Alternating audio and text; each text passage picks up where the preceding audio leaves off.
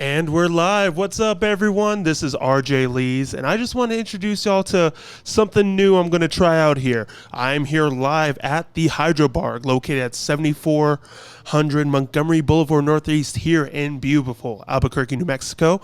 And we're going to try something a little different where I've done some podcasts, I've done some radio shows. I'm trying to do an interactive YouTube show, Facebook show, whatever you want to call it. I want to do a show where y'all could be a part of talking about some amazing sports topics going on. We are here live. I'm going to try to do every Friday from now on, y'all. So I'm going to have some times where we can all come in together. If you have any questions, whether it has to do to your fantasy team, your favorite team, your survivor pool picks, whatever you kind of want to talk about when it comes to the NFL, you can come here at the Hydro Bar on Fridays. We can discuss it. It's a community-based show where you can come in and have a good time. We're going to post this a few different ways and have just a fun time during this amazing football season. We're recording this on Friday, so right after the big kickoff where we saw the defending champions Kansas City Chiefs beat the Baltimore Ravens, an AFC championship rematch, which, I mean, if you can pick it to be any closer by literally a toenail is how this guy was out of bounds. The tip of your toe is what happened for the Baltimore Ravens to just come under beating the defending champions Kansas City Chiefs. And we saw some things that really need an update due to the kickoff rules. We saw some new penalties coming about, but we saw some great football where we had two MVP quarterbacks going against each other. It's an amazing thing to see, and I cannot wait to talk more about this beautiful 2024 NFL season with y'all. We're going to go over a few little topics, a few fun things that we can go over. I want people to kind of come in, explain how they became football fans. I want to hear favorite stories. We're going to have just a good time here at the Hydro Bar talking about the NFL. And one thing I kind of want to mention is it is Friday. We are seeing history in the making, y'all, where this is going to be the first ever game in Brazil, where we're going to have the Green Bay Packers facing the Philadelphia Eagles, where it's technically a Philadelphia home game. But this is going to be a great matchup. These two teams really do have playoff aspirations between the two, and we see the Eagles as a 2-point favorite as the technically home team in Brazil.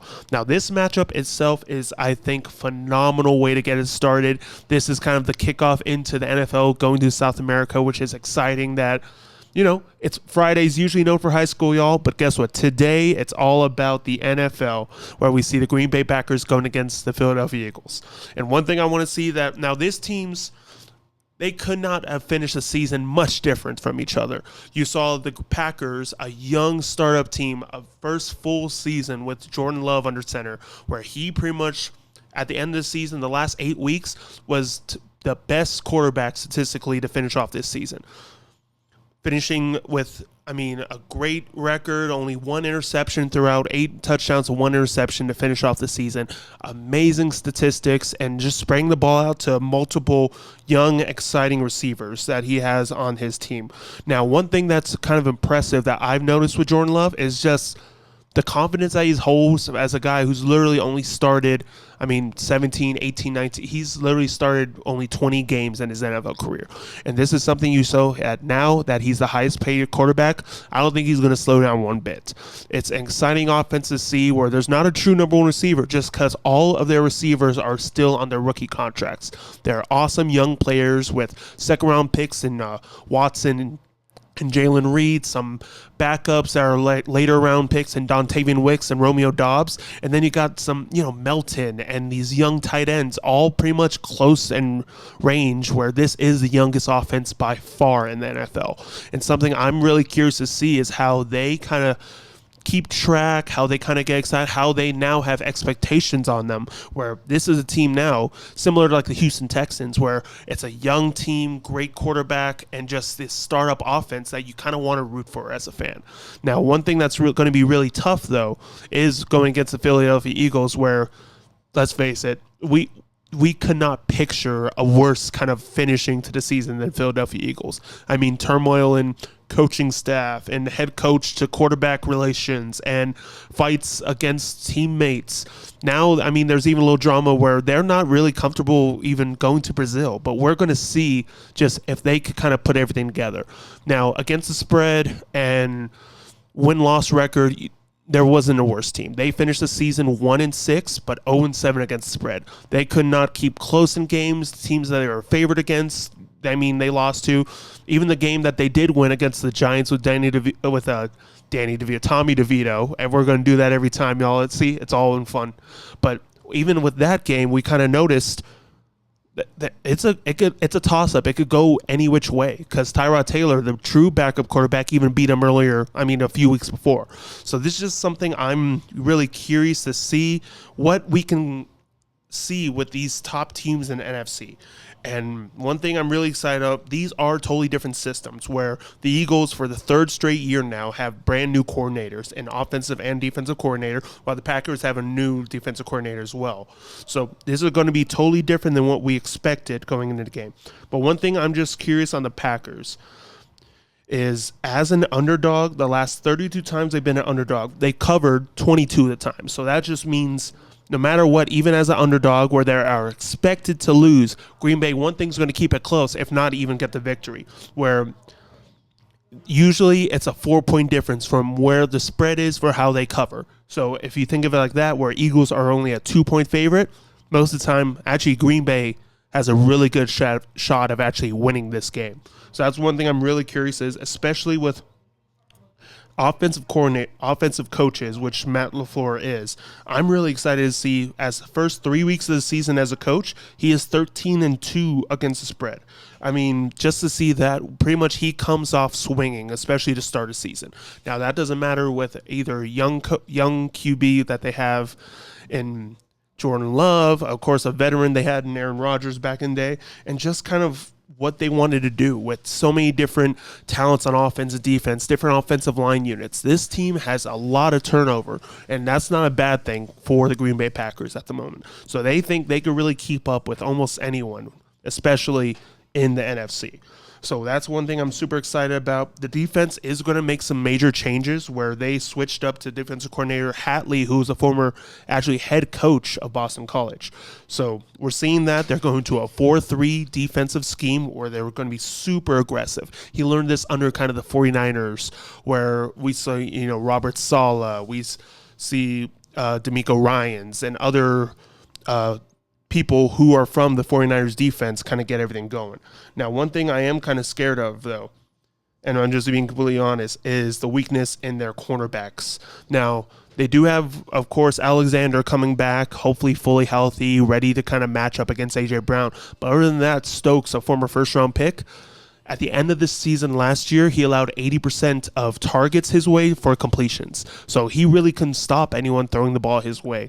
And they had to scheme stuff around to protect him. And now they have Keyshawn Nixon, who's their actual return specialist, won the nickel job. So he's going to be doing a little bit of both, which obviously hurts a little bit when you can't focus your sole potential on being a starting defensive player. So that's one thing I'm kind of looking forward to, where let's see if the Eagles can actually keep up and kind of get everything going to kind of get their offense really clicking.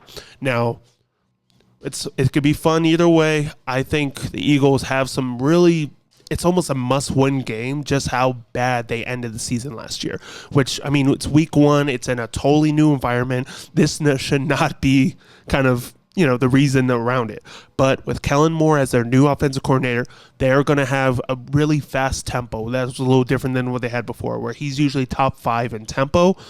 Now you see the weakness of a brand new defensive scheme, a brand new coordinator with a young defense. Now, the whole Packers team is young, but that's just one thing I'm kind of curious to see if the Eagles are a little more confident in what they're doing, especially on offense, and if they could kind of, make some big plays, as they do have, a talented roster from offensive line, quarterback, Saquon Barkley as a new running back, tight end Dallas Goedert, and now 3, pretty quality wide receivers. A.J. Brown, an all-pro, a Pro Bowler in Devontae Smith, and now they traded for Jahan Dotson, who just so happened to be a division rival. So this is one thing I'm just excited to see. It's going to be a close game no matter what, and I'm just pumped up that this is going to be the first Friday night game in such a long time.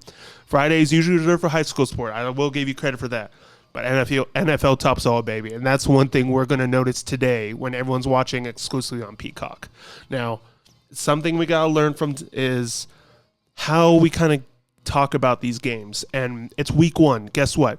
This is something we got to learn with each other because there's no locks. I don't care what anyone says. I am going to talk about betting lines and picks and everything, what I think from what we kind of saw from last year, what everyone's excited for. But even like we saw from Kansas City in the Baltimore game last night, everyone wants to use their new targets. They want to use Derrick Henry. They want to use Xavier Worthy in a first-round pick. They want to kind of show off their new toys. So that is why this week is kind of a week you just want to watch and enjoy. But even that being said, hey, we still have fantasy teams, so we still have survivor pools, and we're still going to do kind of like pick'ems and everything that, makes the NFL so special. Unlike other sports where it's kind of, throughout the week spread out where you could do a little bit every time, NFL saves it all for a special day. Now, this week, we're just getting a little extra treat. Of course, Thursday, Friday, Sunday, Monday, but usually we save it all for Sunday. So I got a few kind of picks that I kind of wanted to mention and stuff that we could kind of just talk over time. Now, this is something I really would like to bring guests on for later on appearances. We're going to bring some guests. We're going to have a little back and forth conversation and just kind of see like, hey, from the research I find, from the fun stuff you do, and from, your favorite team, of course you're rooting for them to win, but I'm going to tell you why I believe in one thing and you can either go with your mind or your gut. Guess what? Both could be right, y'all. That's the fun part about the NFL. That is one thing I'm just super excited to see. Now, there's a few picks I'm kind of go over time. Now, the first is kind of a daily fantasy pick. So this is something you could do as either a player prop if you want to bet it, if you're on your fantasy team and you're kind of debating on who to either start or sit, or, of course, just kind of like a daily fantasy, which you're allowed to do with multiple different entities. I'm not going to give any shout-outs until they sponsor us, but that's going to be in fun time. So one thing for the daily fantasy pick that I have kind of chosen from research last year, from people talking about, I am a huge fan of Nico Collins. Now, that being said, Houston, a lot of talent. Now they have one of the best receiver cores. Dalton Schultz is still there. I mean, Joe Mixon, they traded for, so they want to run the ball. That being said, Nico Collins, they paid to be their number one receiver. Him and the connection that he has with CJ Stroud is just absolutely phenomenal. And I know it's going to be tough where they are going to Indianapolis week one. So they are actually a road favorite, a divisional road favorite. It's something really hard to bet on personally, but Nico Collins, that should not stop him. Just from last year, so week 2, they played the Indianapolis Colts week 2 and week 18 of last year. Week 2, he had 7 catches for 146 yards and 1 touchdown. Now, I always say this as I always look at the stat, what was the long completion, which was a 32-yard completion. So he was consistently getting downfield every time. He kind of made sure that he had the connection with C.J. Stroud in only his second career game doing everything they do. Now, they ended up did lose that game, but that would just keep it close, keep it exciting, and just really show the connection that Nico Collins has with C.J. Stroud. Then followed by week 18, you saw that he had, one of the games of his life. That was the Sunday night, whoever won that division. He had 9 catches for 195 yards and a long of 75. So a big, beautiful deep ball, of course, for the long touchdown, but just consistently an open target. Now, the one thing I'm going to say about the Colts, Gus Bradley, their defensive coordinator, big fan of him, been in multiple systems, multiple teams, Seattle, Jacksonville. He was with the Raiders for a bit, but he settled home, and that's actually his third coaching regime that he's been with the Colts. So they love what he does there, but one thing that he is known for is kind of rolling over coverages, playing a little soft where they're allowing different completions over them because they are not known for having a great secondary. Tell you the truth, other than Brents, who was a second-round pick last year, Kenny Moore's a solid guy in the slot, they really focus more on the front 7. So they're not one particular, top-tier cornerback that can stop someone like Nico Collins. So right here, I see that his over-under on yards, now, it could be fluctuating, but it's going to be around high 60s, low 70s. I saw last time at 68 yards. That could be a good half for him. I'm just being completely honest, guys. So that's one thing. one of my favorite picks, if we were to talk about that, Nico Collins, the wide receiver for the Houston Texans. Now, survivor pools everyone has, you pick one team that needs to win that week, and every time you win, you go on in advance. If you pick a team that just so happens to lose, you're done for the entire season. So this is just a fun... You think of one team, you kind of pick them for the one time, and you're not allowed to use them anymore. So you really got to strategize about this. Now, you can look at, some divisional matchups. You could look at someone like, the Houston Texans as a road favorite in a matchup's really hard to do. The Cowboys actually against the Browns, the Cowboys have an 0-7 ATS the last few times they've been underdogs. They're still a 2-point underdog against those Cleveland Browns. So that's kind of one thing you kind of look against. Or you could just kind of pick either the biggest favorite, which would be the Bengals against those New England Patriots, or Buffalo Bills at home against the Arizona Cardinals. Those are all great choices, of course, but one thing I'm going for my personal survivor pick is we're going to go up to the Northwest, and we're picking the Seattle Seahawks to just win, not cover, but it's a survivor pool. The only thing that matters is if they win their game, and they are going to win this game against the Denver Broncos. Now, Bo Nix, everyone's super excited for him. They named him a captain as a rookie. He's winning the starting job, and they're going to go up to Seattle. The late afternoon game, like exciting game to kind of watch, and something that you really got to put on notice that this is a brand new system. This is a lot of pressure now is on Sean Payton. That it's his team. He got rid of Russell Wilson. They're trying a new offense. They have the most dead cap for that reason. So they really have a little lack of depth. And this is something we got to pay attention to, especially when it comes to Seattle Seahawks. One thing that's a few kind of steps up. New head coach in McDonald, who was defensive coordinator for the Ravens, new offensive coordinator, who's not just any offensive coordinator in Grubbs. He is the offensive coordinator from the Washington Huskies college football team. That was that amazing, explosive number 2 overall offense with Michael Penix, Roma Dunze, McMillan, and Polk as their kind of like receiving crew, that they could get away with so much at the offensive level that now they're bringing that to, of course, a really close comparison in the NFL, where they're going with 3 awesome receivers with DK Metcalf, Tyler Lockett, and Jackson Smith-Njigba. So that's one thing I'm really excited for.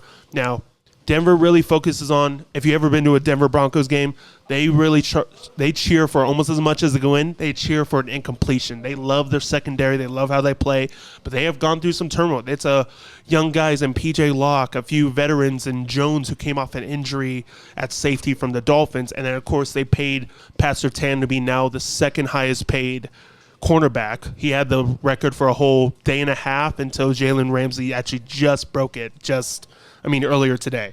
So that's kind of a fun thing that you do notice, and one thing that I'm really excited to kind of watch. That being said, Seattle is the team. They are a big favorite, and, depending on where you could get it, 5.5 and 6 points.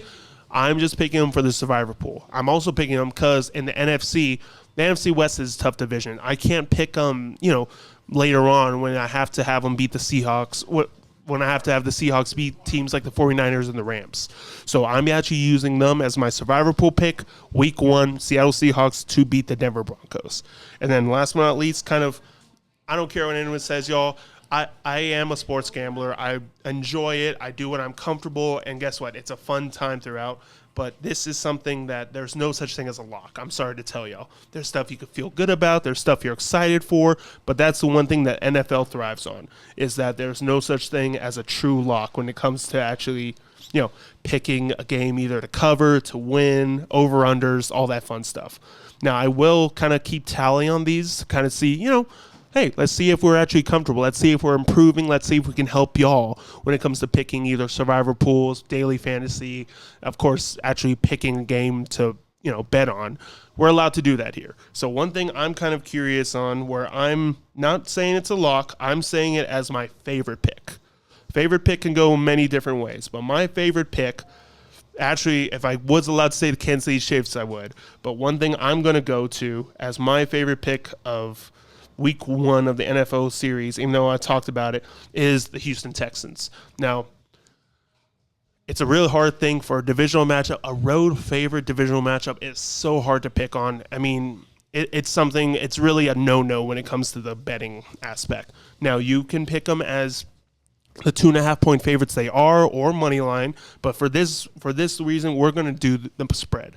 So I think they're going to win the game by more than 2.5 points, so pretty much a field goal or more to beat the Indianapolis Colts. It's in Indianapolis, that is true. It's a visual matchup where we're excited to see. These are 2 second-year quarterbacks. Now, they could not be much different. And the second overall pick of C.J. Stroud skyrocketing at the end of the season, being a future quarterback. People are already talking him as top 10, maybe even top 5 when it comes to MVP voting, where actually he's listed right now tied for 4th in MVP. Fantastic for him. I'm excited to see how he grows. But then you also see someone like Anthony Richardson, who played partially 4 games last season, where he was inconsistent throwing the ball, but he is a football player, running the ball, lowering his shoulder, getting into it, and where his team absolutely loves him. But he did have multiple injuries when it comes to concussions, and a shoulder injury that we saw. Got to drink a little bit of hydro water right quick. So 1 second, y'all. There we go. Much better. And one thing I'm curious to see is, can the Texans kind of keep up with this height? 3 points isn't anything, especially for divisional matchups. But one thing I just want to see is, I've been betting on this for multiple years, y'all. I'm just letting you know, the Colts week 1 are 0-10. They have not won, I should say, the last 10 week 1s of the NFL series. They are 0-9-1. They did get a tie in there a few years ago. So that's one thing that might, trip up a little bit. But the Colts are usually a team that kind of start a little rough. Now you have to do some defensive changes. Their offensive line's not truly healthy. And then this is all kind of the hype of Anthony Richardson. So for that reason, for what I'm picking as actually my favorite bet is the Houston Texans to win this matchup. It's going to be fun. It's going to be exciting no matter what we see. But that's just something I'm kind of leaning towards y'all. As, of course, fans, as we get an ESPN update as we speak, we always got to keep motivated, y'all. We always got to kind of keep the news, have some exciting times. Now, this isn't all. This is just going to be a little start to what we're doing as a show. I'm not even sure what it's going to be called. I used to do the Can't Stop Sports podcast. So we're going to take some suggestions. We're going to talk to some fans, and we're just going to have a good time here in Albuquerque, New Mexico, talking about the NFL. So I really do appreciate y'all coming in. I appreciate the Hydro Bar letting me use their live stream lounge and kind of getting everything situated. We're going to get better as we go. We're going to have a fun time, and we're going to be here every Friday for the NFL season. So appreciate y'all for everything you do. If you have any questions, if there's anything you kind of want to talk about, reach out to me. I'm RJ Lees. We're going to have a fun time this NFL season. And guess what? You can't stop sports, baby. Have a good day, y'all. Appreciate you.